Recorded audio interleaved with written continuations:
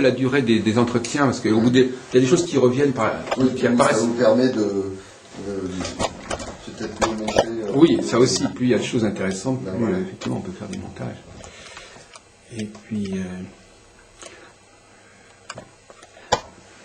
Maintenant, comme je vous disais, moi je suis d'autant plus libre et dégagé pour parler de l'astrologie qu'à la limite j'en parle. Alors justement, est-ce que d'un ami que j'aurais. Voilà, alors pouvez-vous nous dire, on va faire un peu un côté biographique. Hein. Donc, l'astrologie fait partie de votre histoire. Comme vous dites, vous avez une histoire complexe, où il y a beaucoup de choses, enfin, vous avez plusieurs étapes. Alors, cette période de la vie astrologique, vous disiez que vous aviez travaillé vous avez participé à un projet, n'est-ce pas, avec Patrick Gianni ou je sais pas. Oui, alors, par oui, rapport vous à en ça, parlez, ou de Daniel Vega, je ne sais pas. Oui, les deux, puisque bon, au niveau de l'association... Vous êtes le troisième personnage, celui qu'on connaît le moins bien. Oui, peut-être. Parce que moins présent, et puis je vous dis, je me suis un petit peu... Les deux autres, on les connaît déjà, on les a déjà largement. Je me suis un petit peu éloigné, et puis ça n'a jamais été non plus dans ma façon d'agir, de me mettre au premier plan, et de... Voilà, je m'en moque de ça. D'accord. Je préfère, vous savez, moi, je préfère agir un petit peu tranquillement, plutôt que... J'ai rien contre, justement, les gens qui s'affichent, au contraire, il en faut, et c'est très bien, ça permet d'avoir une vitrine. Patrick, il est très bien dans son rôle, Daniel aussi. Moi, si vous voulez, j'ai pas cette envie ni ce besoin. Au niveau de l'association Jupiter, puisqu'il s'agit de ça avec Patrick, moi, déjà, Patrick a été un professeur, très bon professeur, que j'ai beaucoup apprécié, et que j'apprécie, on a encore un petit peu de contact tous les deux. Et au sein de l'association Jupiter, moi, je me suis intégré en tant qu'effectivement correcteur des différents cours par correspondance qui peuvent être proposés au niveau des cycles de cours qui peuvent être proposés par l'association Jupiter. Et j'ai proposé il y a quelques années à Patrick de pouvoir proposer aux étudiants un nouveau cycle de cours qui parlerait d'astropsychologie, surtout de l'astrologie appliquée aux enfants. Alors, appliquée aux enfants, là c'est un petit peu faux parce que c'est plus une astrologie, effectivement, c'est l'étude du thème de l'enfant, mais pas pour l'expliquer à l'enfant. D'accord, bien sûr. C'est surtout pour en dégager un ensemble d'informations qui va permettre à l'astrologue de pouvoir proposer des conseils éducatifs aux parents. Voilà. C'est surtout pour répondre à une demande des parents. Pourquoi mon enfant réagit comme ça? Pourquoi je n'arrive pas à communiquer? Je n'arrive pas à parler avec mon enfant. Qu'est-ce qui l'intéresse? Oh, il a redoublé cette année, qu'est-ce que je vais en faire? Voilà. Essayez d'emmener les parents à comprendre, justement, en parlant de cycle, dans quel cycle, à tel moment, leur enfant s'inscrivait. Expliquez aux parents, voilà, votre enfant, il est de tel signe, il a telle position lunaire, telle position de Mercure, de Mars, enfin, ainsi de suite, hein, le thème. Qu'est-ce qu'il attend de vous? Quelles sont les valeurs qu'il projette sur vous? Quelles sont les relations qui sous-tendent, justement, la relation père-enfant, mère-enfant? Comment l'enfant voit son père? Qu'est-ce qu'il en attend? Comment il voit sa mère? Qu'est-ce qu'il en attend? Quelle est la meilleure façon de communiquer avec l'enfant? Quel est son meilleur mode de communication? On communique. Ce qui sous-entend que l'enfant, c'est quelqu'un qui n'est pas forcément facile à connaître, c'est ça? Ah mais complètement. Ça. Oui, c'est déjà quelqu'un qui est en construction, qui au départ va avoir besoin de s'identifier à deux modèles qui sont ses parents. Alors, homme ou femme ou homme-femme. Hein, ça, là-dessus, on va pas rentrer dans la polémique, parce que normalement, il ne doit pas y en avoir. Mais c'est emmener les personnes, enfin les parents, à justement à apporter le mieux possible à leur enfant. Bien qu'on sache que de toute façon, on ne fera pas parfaitement.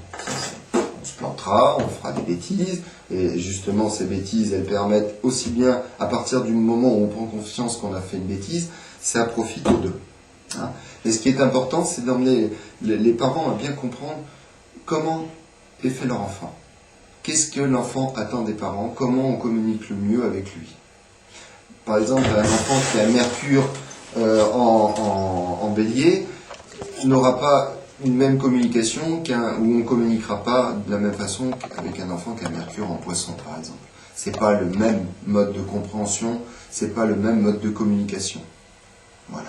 Mais enfin, moi, l'autre jour, j'ai fait une expérience un peu bizarre, parce que dans la rue de la Providence, il y a tous les ans un salon de la petite enfance, dans cette même rue. Et alors, à un moment donné, j'ai eu la prudence de sortir ce jour-là et d'interroger les parents, disant, est-ce que ça vous intéresse l'astrologie pour connaître votre enfant? J'ai eu des réponses assez négatives. Hein. Les gens disent, mais je n'ai pas besoin de ça pour...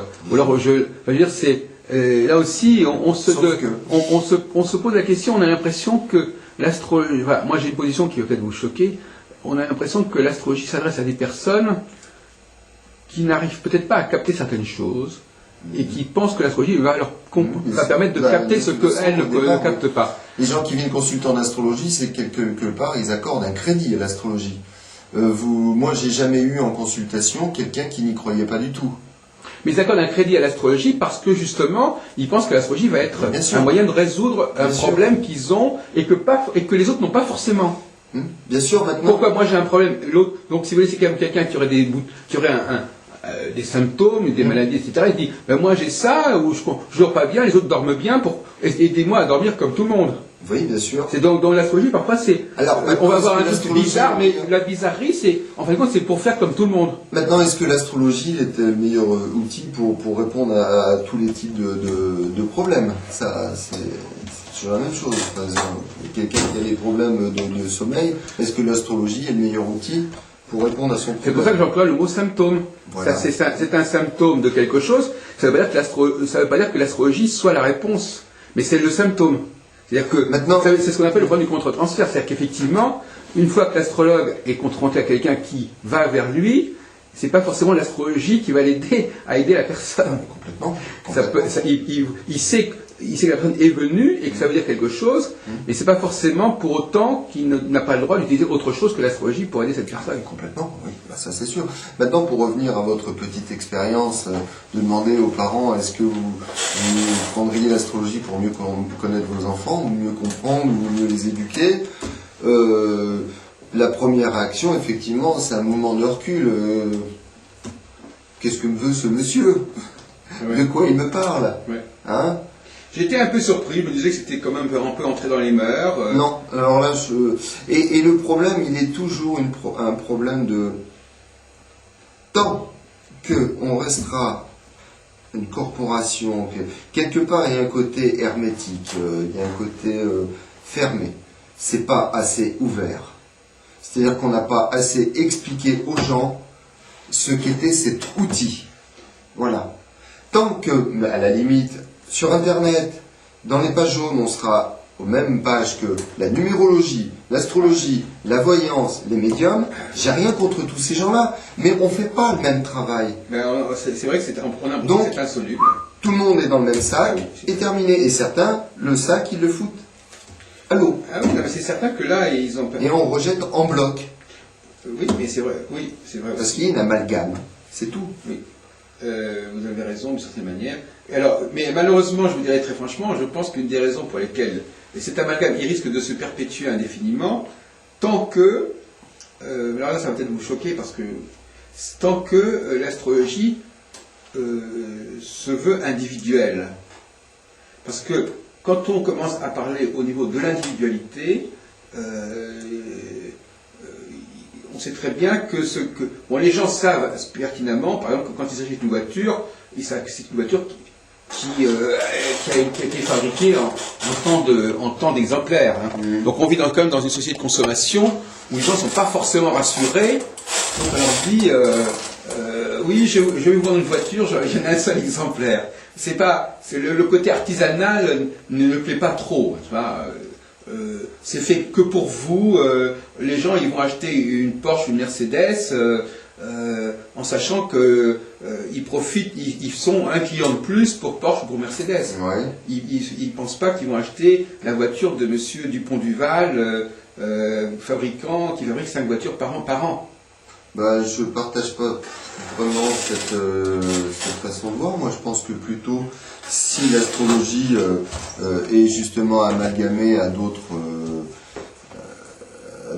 outils que peuvent être la voyance, la tarologie, la numérologie, c'est parce qu'il y a un déficit de communication et d'explication. Et surtout qu'il y a encore des querelles de clochers. Et des luttes de pouvoir, des luttes d'ego. Des gens qui veulent contrôler effectivement l'astrologie et qui pensent que leur astrologie, c'est la meilleure. Donc il y a des querelles. Regardez, pourquoi sidéralistes et tropicalistes, on n'arrive pas à s'entendre? Oui. Alors que... Vous avez raison. Alors que justement, bon, chacun fait de l'astrologie. Maintenant, les outils pour s'en servir sont différents. Mais n'empêche qu'on parle de la même chose. Ils sont pas différents de ça. Ils sont différents à un certain niveau, ils sont différents. Les querelles entre les différentes écoles, tiens, moi j'utilise ça, c'est mieux. Ça veut rien dire. Non, mais alors ça divise, du coup, tout le monde en pâtit. Voilà. Et je vais vous dire, il suffirait que... C'est un manque, c'est toujours l'histoire de choisir un camp. Voilà. Dans quel camp on va être intégré, hein? Est-ce qu'on va être chez les existentialistes? Est-ce qu'on va être chez les sidéralistes? Est-ce qu'on va être, je sais pas encore, les conditionnalistes? Les conditionnalistes, voilà. Dans quel iste on va être? Les holististes. Voilà. Dans quel iste on va être et surtout, dans quel petit cercle on va être dans le grand cercle? Et surtout, ce petit cercle, il ne faut pas qu'on en sorte. Et puis notre petit cercle, il est forcément mieux que le petit cercle de l'autre. Voilà. Résultat, on se retrouve avec des bulles partout, des cercles dans tous les sens. Voilà. Il n'y a aucune cohésion, il n'y a aucune cohérence. Donc du coup, s'il n'y a pas de cohérence dans la tête du public, il n'y en a pas non plus. Mais c'est parce que je vous dis, quelque part, il y a un problème de décentrage. C'est-à-dire qu'en fin de compte, ils ne sont pas... C'est pas, comme vous dites, c'est pas très... Vous prenez l'exemple des sidéralistes et des tropicalistes, c'est vrai que ça ne devrait pas être un grave problème. Pourquoi? Parce que, par ailleurs, ils sont d'accord sur d'autres choses. Ils sont d'accord sur les planètes. Bien sûr, on va fonctionner les cycles de Jupiter, que ce soit sidéralement parlant ou tropicalement parlant, c'est les mêmes. Oui, sauf qu'effectivement, le découpage ne sera pas le même, le moment de passage d'un secteur à un autre ne sera pas le même, mais ça n'a pas tellement d'importance. Alors je vais vous dire, tiens, on va faire une petite comparaison par rapport justement. C'est tout simplement la vision, alors je vais venir à ce que je pratique maintenant, au niveau des saisons. Les saisons occidentales et les saisons chinoises, et les saisons qui sont utilisées dans la thérapie en médecine chinoise. En Occident, une saison, elle commence quand? Pour nous, elle commence au solstice ou aux équinoxes. Absolument. Ah, on est bien d'accord. Oui. Eh bien, dans la vision chinoise du calendrier, une saison, elle commence pas ni au solstice ni aux équinoxes, mais les solstices et les équinoxes correspondent au milieu des saisons. Ouais. Voilà. Et en médecine chinoise, il n'y a pas 4 saisons, il y en a 5. Ouais. Et ça veut dire 5 saisons. C'est entre chaque saison, il y a ce qu'on appelle une intersaison. Oui. D'accord? Qui permet de passer l'énergie d'une saison ne se transforme pas d'un coup, comme ça, non, elle passe par autre chose, elle se transforme, elle évolue pour passer en autre chose. Il y a un sas, voilà. Donc, mais ça ne rend pas complètement caduque le système occidental. On est bien d'accord? C'est une vision différente. C'est un angle différent pour regarder les choses. Tant qu'on n'aura pas compris que l'angle avec lequel on regarde une chose n'est pas meilleur ni moins bien qu'un autre angle, là on aura fait un grand pas. Et justement, on pourra se nourrir de la façon de voir de l'autre. Oui, mais tant qu'on restera dans son côté égotique, hein, c'est moi le meilleur, c'est moi qui vois mieux, parce que j'ai appris avec ce professeur, ça va bien qu'au bout d'un moment. Non mais on peut expliquer ce marasme ou ce malaise de la façon suivante, je crois que je l'ai esquissé tout à l'heure, à savoir que les gens sont plus, comment dirais-je, les gens aujourd'hui... Alors les gens sont partie des gens. Hein. Oui, les gens, les astrologues sont plus assurés quand il s'agit des subdivisions que quand il s'agit du processus cyclique. C'est-à-dire qu'en fin de compte, on a une situation presque absurde qui fait que quand on regarde les cycles, on a une surabondance de cycles, alors que le système de subdivision, lui, il est relativement simple. Donc, alors que c'est le contraire, moi. Non, mais des subdivisions. Par exemple, vous divisez en 12 tous. Regardez, je vous donne un exemple. Imaginons par exemple que vous soyez tropicaliste ou cyclariste. Vous avez vos 12 secteurs. Bon. Il va passer des choses dans ce secteur. Telle planète, etc. Bon. Mais bon, des choses considérables. Bon. Mais vous avez vos 12 secteurs. Donc vos 12 secteurs sont plus simples comme structure que tout ce qui peut se passer au niveau cyclique, au niveau des astres. Oui. Donc voilà. Donc finalement, vu qu'on n'est pas arrivé à s'entendre sur un principe cyclique relativement simple, on a donc un ensemble cyclique extrêmement compliqué, alors que on peut avoir un système de structuration simple, les 12 signes, les 12 maisons, etc. Ce qui fait qu'on arrive à une situation complètement folle, à savoir que c'est la subdivision qui devient plus importante que le cycle. Parce que, justement, donc finalement, la complexité n'est plus au niveau des subdivisions qui apparaissent. Alors les gens, instinctivement, ils se disent, ah ben oui, instinctivement et subconsciemment, ils se disent, ah oui, ben c'est très important le zodiaque. Et c'est très important le zodiaque, et ils tiennent à leur zodiaque. C'est très important le zodiaque parce que c'est quelque chose qui est repérable. Il y a Beta. Et on va englober tous les planètes. Alors les planètes deviennent plutôt, on a l'impression, vous savez, alors que ce qui devrait être complètement secondaire devient central. Et ce qui devrait être central devient secondaire. Ça dépend quel système on utilise, parce que le système des subdivisions, il a autant de choses à dire que le système des cycles. Ah, ben voilà le débat. Voilà tout le débat, Monsieur Blanchard. On revient exactement à ce que c'est qu'une histoire d'angle de vue, et qu'est-ce qui... Maintenant, il faut voir un truc, c'est un astrologue, c'est quoi avant tout? C'est un homme, avec des émotions, avec des attirances, des répulsions. Il y a des choses qui, à travers mon passé, me parlent, d'autres qui ne me parlent pas du tout, des choses qui m'attirent, des choses qui ne m'attirent pas. Il y a des choses dans lesquelles j'évolue facilement, et d'autres qui me posent problème, voire même, je n'arrive pas à comprendre. D'accord? Donc, en tant que personne, maintenant, on va se définir en tant qu'astrologue, plombier, peintre, charcutier, mais en fonction de ses envies, il y a des choses qu'on aime faire, il y a des choses dans lesquelles qu'on maîtrise, et d'autres qu'on maîtrise moins bien. Mais c'est pas pour ça qu'on est mauvais dans son travail, ou ce que l'on fait, c'est secondaire. C'est là où justement ça commence les luttes de clochers. C'est quand on commence à dire que tel système est mieux que l'autre. Et quand on commence à dire, bah tiens, moi ce que je pense c'est mieux que ce que pense l'autre. Non, c'est pas mieux, c'est différent. Si vous voulez, il y a, comme dans toute société, il y a des choses qui font partie d'un consensus qui est incontournable, et d'autres choses qui sont... incontournable jusqu'au moment où c'est contourné. Et d'autres choses qui sont à la liberté de chacun. Ouais. Donc ça... Vous savez, vous connaissez la chanson de Brassens, mourir pour des idées qui n'ont plus pour le lendemain. Ben voilà, oui. On en est là. C'est exactement la même chose. Mais enfin, malgré tout, vous, comme toute personne, vous rentrez dans cette logique. Mais bien sûr.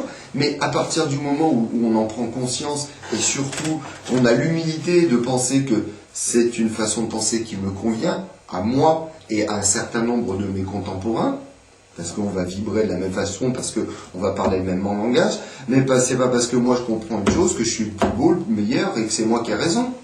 Non mais imaginez par exemple une société où le consensus serait très faible. Par exemple, où on parlerait 10 langues à la fois. Une société très bigarrée. Oui, alors allez-y, parce que je vais vous en donner, moi, des exemples. Alors, effectivement, à partir de ce moment-là, les gens ne savent plus très bien... ils n'arrivent pas à s'entendre sur un repère précis, n'est-ce pas? Parce que les repères sont dispersés. Ouais, et alors? Et à ce moment-là, ils vont essayer de trouver un équilibre à un autre niveau. Ils vont essayer de trouver un axe à un autre niveau. Ils vont, par exemple, je ne sais pas, à partir du moment où les gens... Il y a les gens qui sont désaxés, les sociétés qui sont désaxées, on parle... il y a une désaxialisation, il y a tout un ensemble de dérives, de pathologies qui en découlent. À partir du moment où on est en conflit interne, il y a forcément des pathologies qui se... Aussi bien au niveau individuel que collectif. Oui, donc vous vouliez donner un exemple je ne sais plus très bien ce que vous vouliez dire à ce sujet, mais effectivement, je crois qu'il faut quand même faire la part à la fois de ce qui est consensus central, et ça, il faut le trouver, ce consensus central impérativement, et à partir de là, on va laisser beaucoup plus grande liberté de chacun pour le reste. C'est là où j'arrive pas à vous comprendre cette histoire de consensus central. C'est-à-dire, selon vous, quelle est donc cette histoire de centralisation? Qu'est-ce qu'on va retenir comme étant un consensus central pour tout le monde?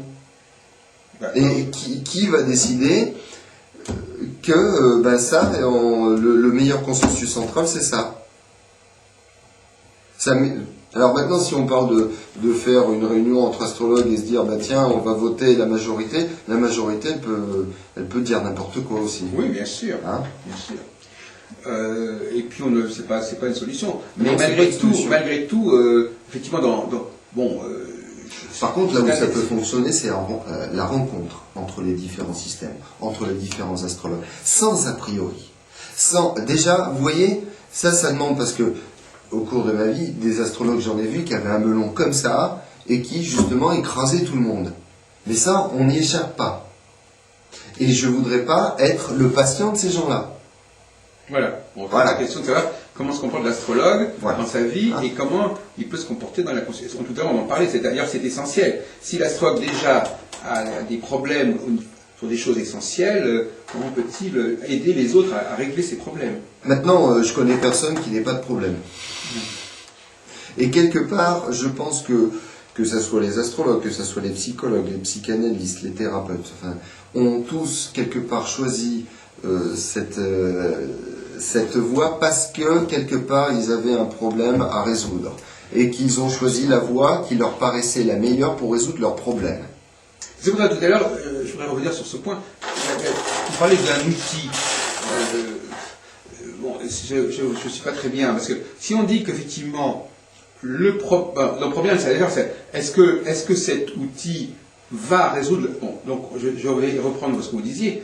Les personnes ont des problèmes et ils pensent que tel système ou tel outil va les aider à résoudre ce problème. Oui, il va les aider. Mais est-ce que c'est vrai? Va les aider à résoudre. Est-ce que cet outil va réellement les aider à résoudre ce problème? L'outil, il donne des axes de réflexion. Il est possible que l'outil... C'est pas l'outil qui réfléchit. Hein. C'est peut-être un outil imaginaire.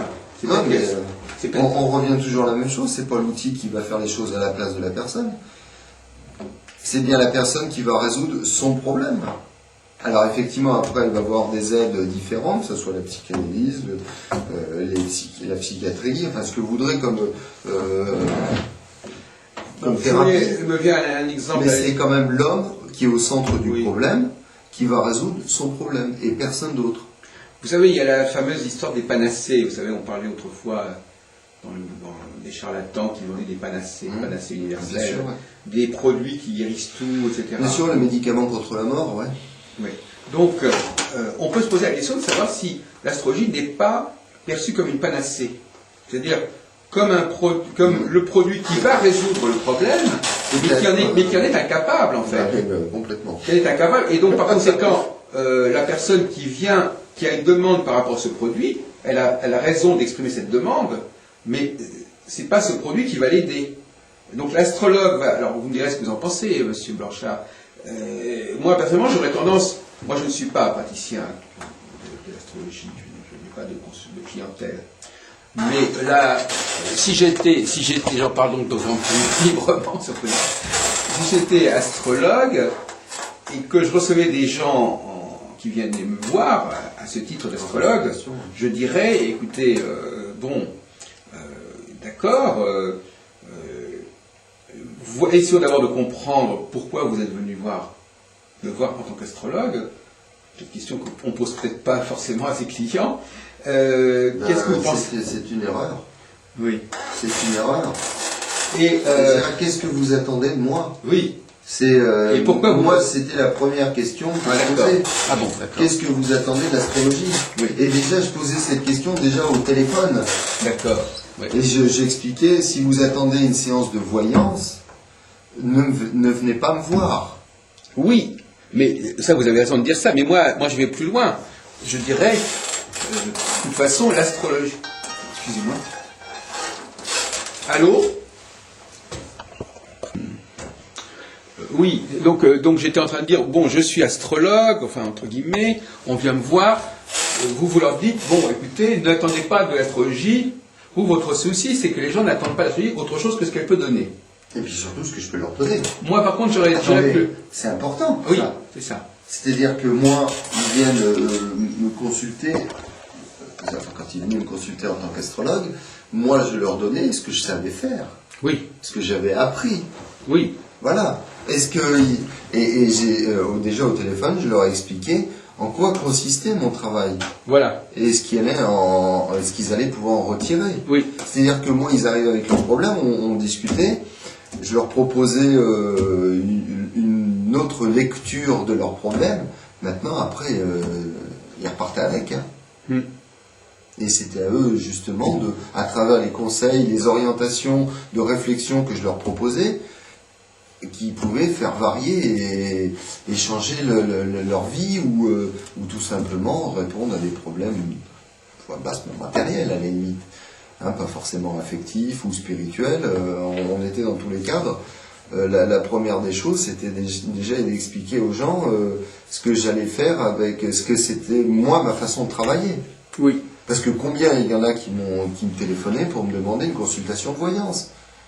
Parce qu'il y a justement cet amalgame, on revient sur cette histoire. Non, mais votre souci, c'était que les gens... d'être clair dès le départ. Oui, c'est ça. Voilà. Mais moi, je trouve que, moi, personnellement, moi, je pense que le problème doit se poser un peu autrement. C'est-à-dire qu'il ne s'agit pas simplement, c'est ce qu'on appelle le contre-transfert. C'est-à-dire, dans quelle mesure le praticien doit-il être en phase, et jusqu'à quel point, avec la demande, avec le transfert de son client.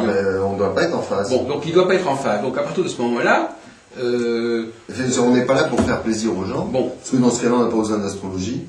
Bon, alors donc à partir de ce moment-là, si pour une raison X ou Y, l'astrologie attire une certaine population de gens, pour des raisons qui ne sont pas forcément bonnes, qui ne correspondent pas forcément à ce qu'elle est et ce qu'elle peut donner, il faut trouver, Monsieur Blanchard, les vrais remèdes qui correspondent aux besoins qui ont amené les personnes à aller voir l'astrologue. Et que ces vrais remèdes ne sont pas forcément l'astrologie.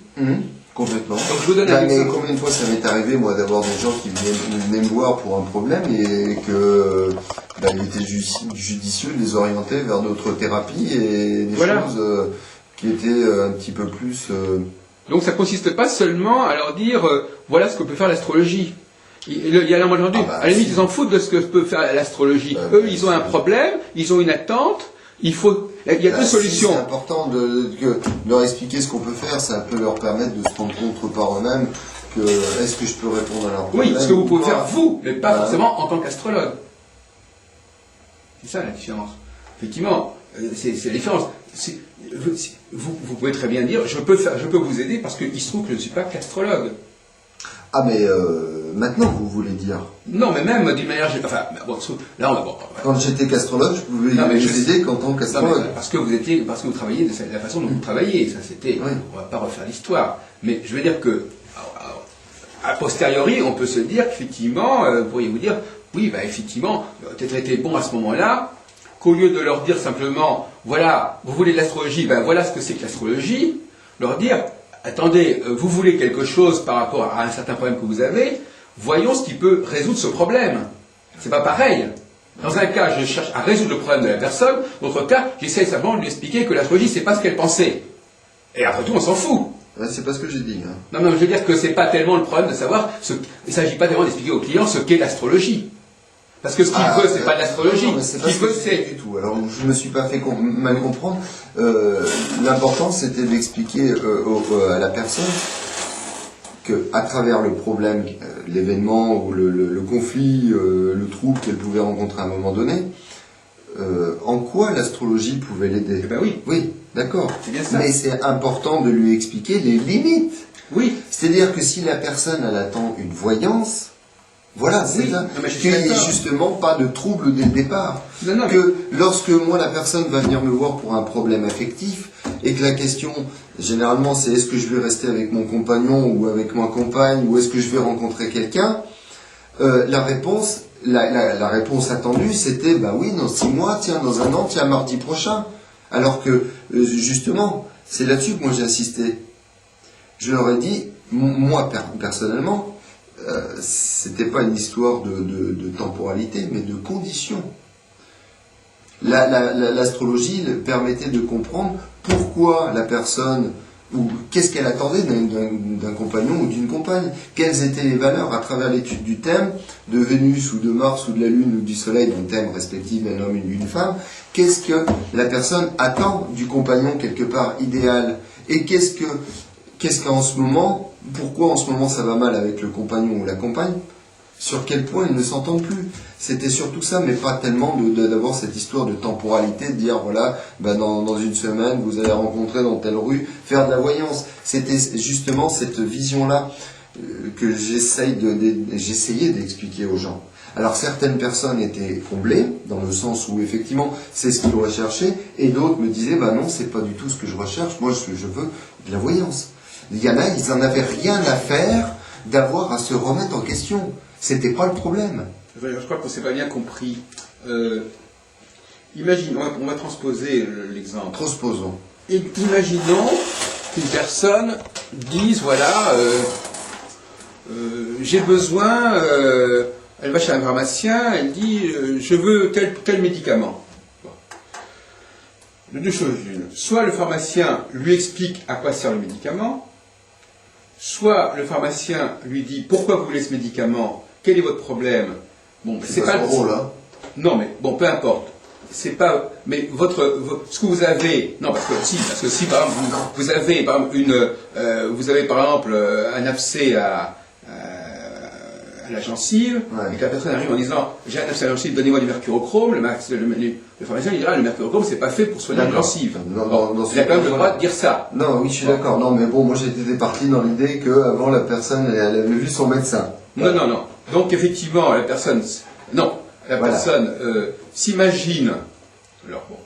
Oui, elle va de son. Elle a son idée du produit qui va l'aider. D'accord. Et on lui dit, bon, alors il y a deux choses l'une. Soit on lui dit, ben voilà, vous voulez du mercurochrome, moi je vous donne du mercurochrome, mais je vous explique à quoi sert le mercurochrome.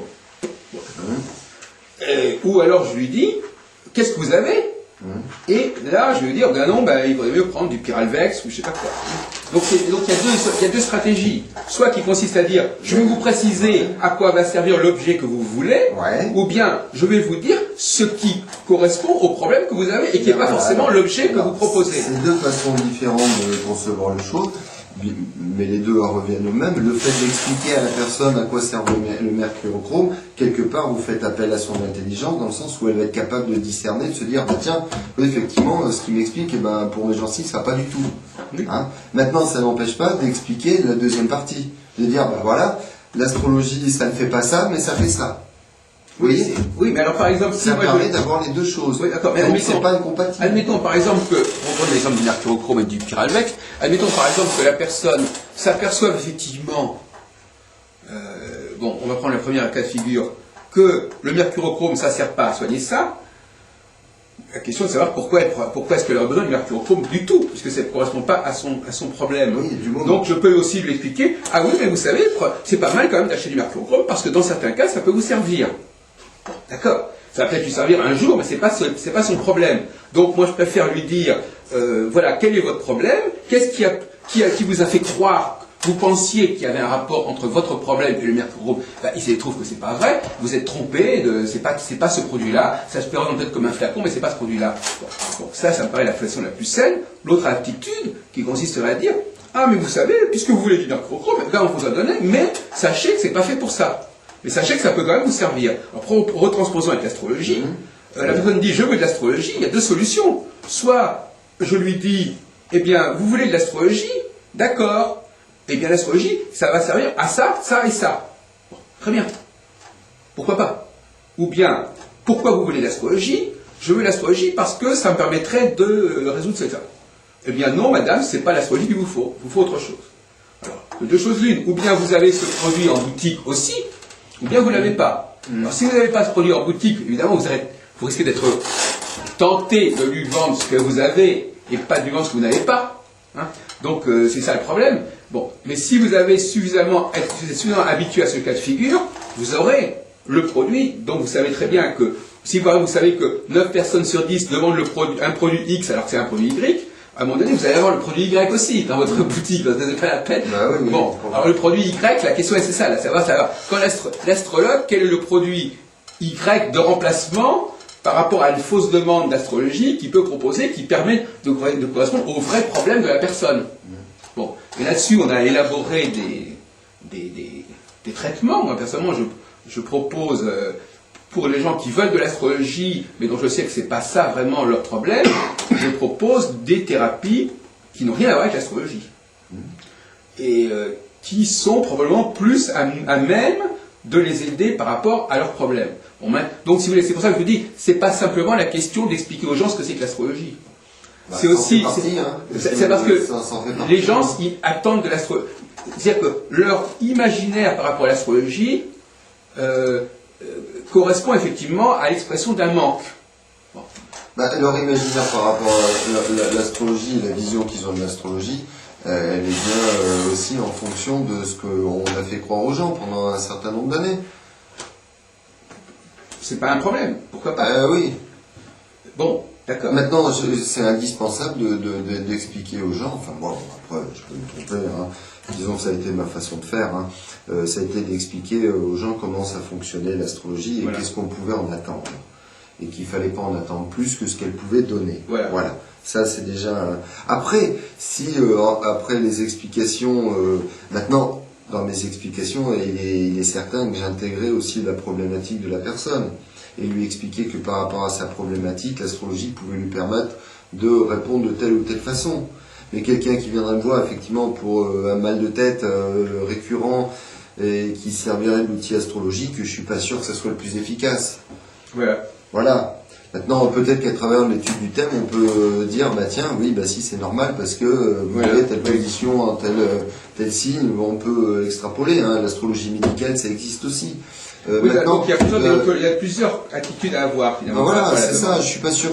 C'est pour ça, l'histoire du consensus central, je suis pas forcément pour, parce que mon consensus central sera pas forcément central pour quelqu'un d'autre. Non, mais attendez, le consensus, ça se situe pas au niveau du praticien.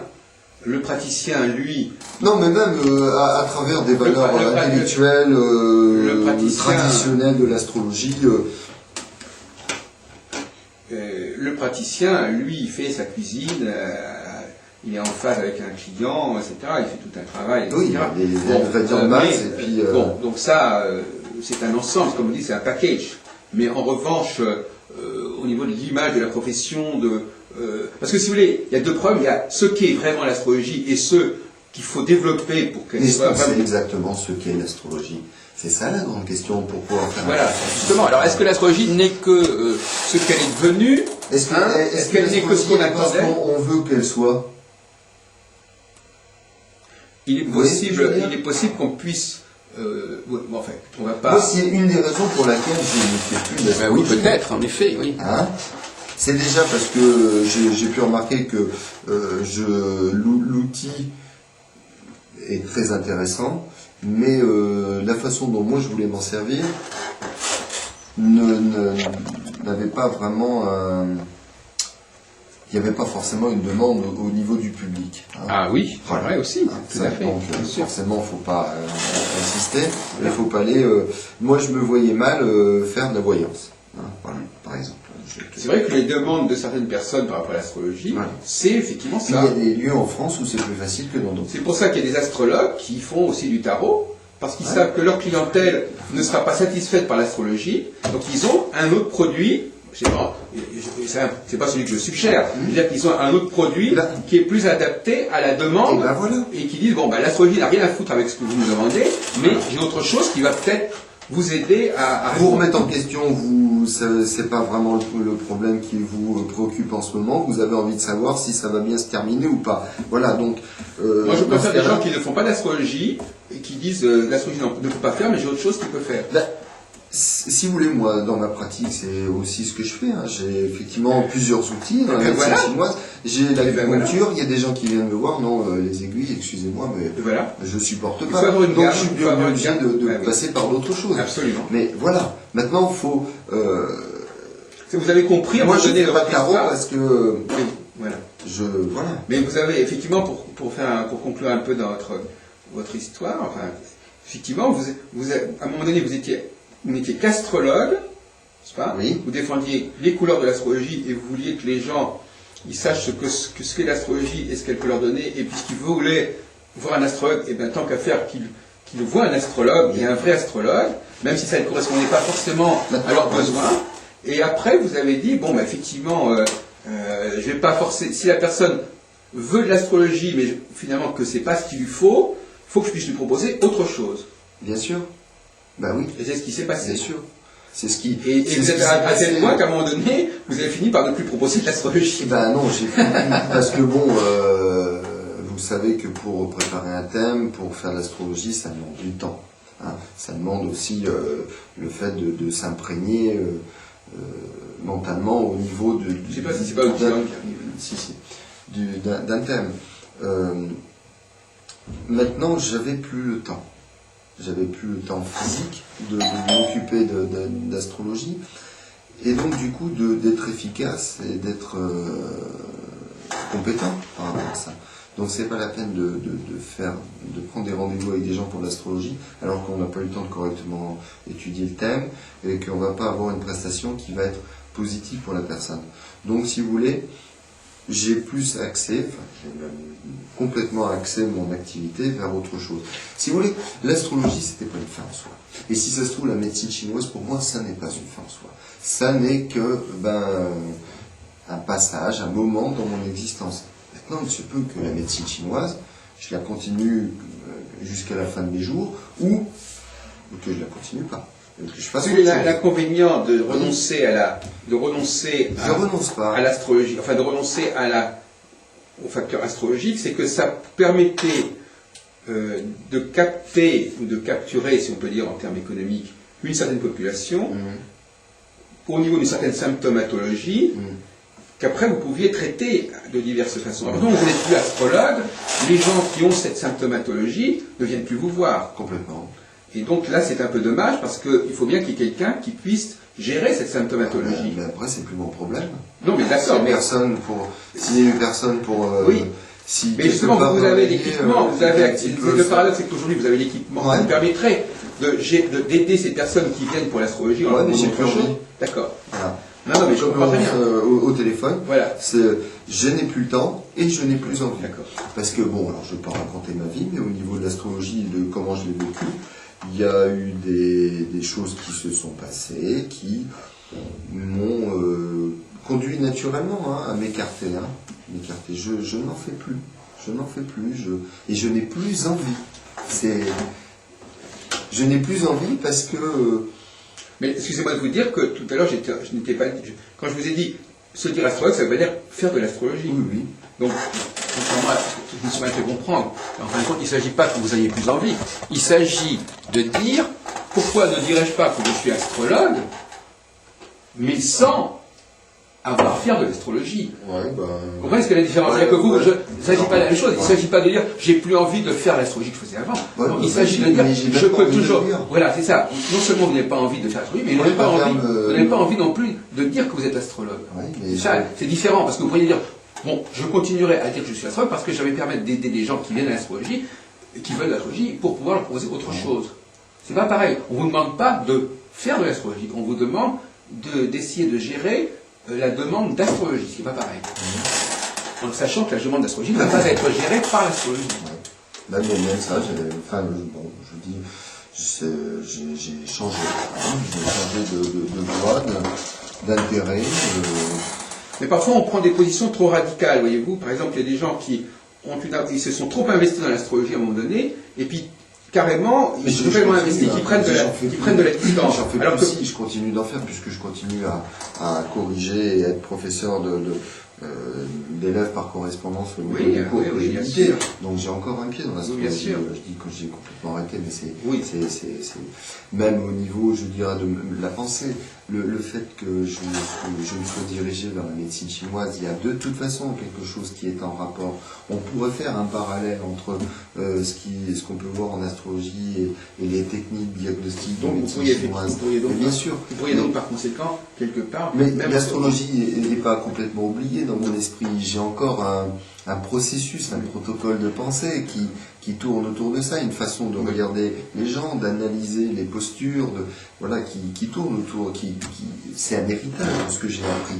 On ne se détache pas, j'ai pas complètement balayé et oublié et refoulé complètement tout ce que j'ai appris. Maintenant, c'est dans la pratique. Il y a une histoire de pratique, j'ai plus le temps, et il y a une histoire que je me sens plus attiré en ce moment de ma vie vers des pratiques beaucoup plus corporelles, bien que le psychique rentre en ligne de compte d'une façon très importante. Ça me permet de comprendre aussi pourquoi telle personne réagit de telle ou telle façon. Voilà. Mais c'est pas incompatible. Maintenant, j'ai été déçu quelque part par l'attente du public. J'ai été déçu aussi par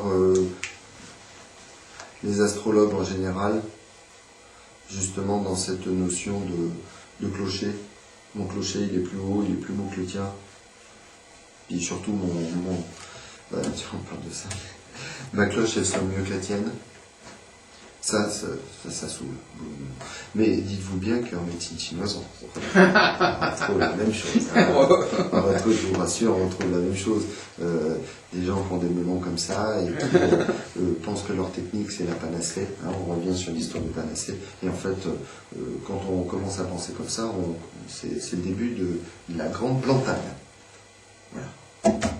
D'accord, écoutez, on avait dit qu'on arrêterait à 11h, donc je préfère attendre votre... Je crois que vous êtes retardé de 2-3 minutes par rapport au clocher. Ouais, oui. Donc on ne va pas faire attendre votre cliente. Je vous remercie d'avoir fait l'effort de nous recevoir. Ça a été un plaisir de vous rencontrer.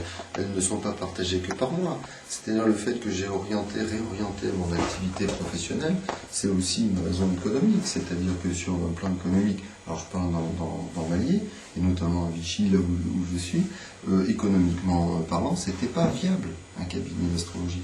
Donc très rapidement, il a fallu que je remette en question déjà d'une ma pratique et puis ce que je proposais aux gens. Et avec étude du thème, évidemment, se rendre compte que ça serait peut-être pas mal de changer d'outil. Donc je me suis dirigé d'abord vers la réflexologie plantaire, ensuite vers la médecine chinoise. Mais quand on écoute dans les différents médias que l'astrologie, la violence, ça dégage je ne sais pas combien de milliards d'euros, je ne sais pas, mais j'en faisais pas partie, quoi, de ces gens qui se goinfraient ou qui pouvaient regorger d'argent grâce à ça. Je ne sais pas où ils ont vu ça, et je pense que la plupart des astrologues qui vont en profession libérale ne vivent pas si bien que ça, et sont bien souvent obligés soit d'avoir un métier, un travail annexe, soit de faire autre chose. Il y a des gens qui m'ont répondu comme ça, qui m'ont dit de toute façon que autrement ils n'auraient pas la clientèle qu'il faudrait. Oui. Mais s'ils ne faisaient pas en plus de la voyance autre chose, exactement, ça n'irait pas, ils ne capturaient pas assez de gens. Ceux qui font de la voyance et qui ont les capacités pour le faire, c'est-à-dire quelque part un certain nombre, tant mieux pour eux, moi je n'ai pas ce don. Voilà. Moi vous l'ignorez. Ou je ne vais pas le voir, peut-être, j'en sais rien. C'est pour ça, après, j'ai mis en place autre chose plus corporelle, qui, tant mieux, m'a dirigé de plus en plus vers autre chose. En tout cas, il y a beaucoup d'astrologues qui m'ont dit, moi, de toute façon, si on proposait pas aux clients telle et telle chose, on n'aurait pas de clients. Ils le reconnaissent complètement. Ils le reconnaissent complètement. Et je vous dis, j'en connais peu qui ne soient pas obligés, et j'en connais combien qui ont été obligés d'arrêter parce que c'est pour ça que les praticiens sont parfois les mauvais juges de ce que devrait être l'astrologie, parce qu'ils sont trop dépendants de la demande. Il faut avoir de la distance pour réfléchir sur ces questions, autrement on s'accommode, on fait des compromis. Vous savez, quand on est trop près du mur, à la limite, on ne voit plus le mur. Voilà. Donc c'est sûr que c'est bien un petit peu de prendre du recul pour regarder justement sa pratique, comment on s'inscrit dans cette pratique, et qu'est-ce qu'on attend de sa pratique, et qu'est-ce qu'on est au fond de soi. Parce que, voilà. Donc c'est une question qu'il serait intéressant de soulever cette question économique, parce que bien souvent, c'est assez révélateur, généralement. Justement, on élude la question économique parce que, justement, on n'arrive pas à la gérer, cette question. Et à partir du moment où on se donne de belles raisons, des beaux... tabous, voilà. Surtout ne pas dire combien on gagne ou combien on ne gagne pas. Moi, je le dis franchement, je ne gagnais pas ma vie. que c'était la misère. Donc il a fallu, soit, c'est là où il faut prendre la décision, est-ce que j'abandonne mon activité, est-ce que je la transforme, est-ce que je fais autre chose à côté, voilà. Est-ce que je me recycle, voilà, est-ce que je me recycle, est-ce que c'était une bonne idée de m'installer à mon compte, est-ce que je change de ville? Exactement, est-ce que je change de ville, est-ce que c'est une question de vie, est-ce que c'est une question, est-ce que je change d'astrologie, est-ce que je change de métier parce que je suis pas forcément le meilleur, enfin ou bon, on se pose plein de questions dans ces cas-là. Pourquoi les gens ne viennent pas vous voir? Voilà, c'est ça. Est-ce que c'est le lieu où je fais mes consultations qui n'est pas énergétiquement adapté à ça? Est-ce que le lieu de vie dans lequel je suis est adapté à ça? Est-ce qu'il y a en moi quelque chose qu'il faut que je change pour que ça marche? Et il y a une raison pour laquelle il n'y a pas beaucoup d'astrologues dans l'Allier, c'est que c'est très difficile ici. Ah, vous voulez dire, la vie est difficile? Ah oui, c'est difficile. Ah d'accord. C'est difficile au niveau des mentalités, au niveau des attentes. Vous posez la question maintenant à un voyant ou à un médium, il n'aura pas la même réponse. Vous savez, l'astrologie, c'est quand même quelque chose d'assez intellectuel, hein, dans le sens où il y a une philosophie derrière. La voyance, c'est plus quelque chose d'instinctuel, d'instinctif, d'intuition. Ça fait appel à autre chose. Ah oui, tout à fait, le totalement. mental, Oui. ou le raisonnement. Voilà. Absolument. Donc, c'est pas du tout les mêmes choses. Donc les astrologues qui insistent sur en disant je suis pas du tout voyant, c'est peut-être parfois exagéré non plus. Hein, oui, bien sûr. Derrière, il y a souvent une intuition, une sensibilité qui permet de sentir les choses au-delà de la parole. Voilà, alors vous vous appelez Jean Martial, est-ce que c'est un rapport avec Mars? Est-ce que vous sentez spécialement martien? Est-ce que c'est le prénom qui rapporte? Oui. Parce qu'il faut quand même le porter, ce prénom. C'est un joli prénom très médiéval, mais il a quand même une signification. Il y a des gens qui viennent adoucir quand même devant. Oui. Il y a des gens qui viennent adoucir. Non, je le porte très bien, Martial. Puis Blanchard. Je suis assez combatif. Hein. D'accord. Bon, donc vous l'assumez, d'accord. Puis il y a ce côté maintenant qui correspond vraiment à ce que je fais, je mets des aiguilles. Vous voyez, ce côté. Là, et puis le médical, c'est Mars, c'est le domaine de la chirurgie, etc. Exactement. Bon, écoutez, effectivement, vous avez raison. On va peut-être axer davantage par la suite nos questionnements là-dessus. Axer davantage, je ne sais pas, mais pensez à cette dimension-là. Oui. Parce que c'est bien joli de rester toujours dans les nuages et les petites planètes, mais c'est bien de revenir les pieds sur Terre. Oui, puis ça renouvellera un peu les échanges que nous avons. Et de réfléchir sur un problème qui est profond. Qu'est-ce qu'on peut justement faire pour aider les gens à bien s'installer et à vivre correctement de leur métier? Ça, c'est important. D'accord. Voilà.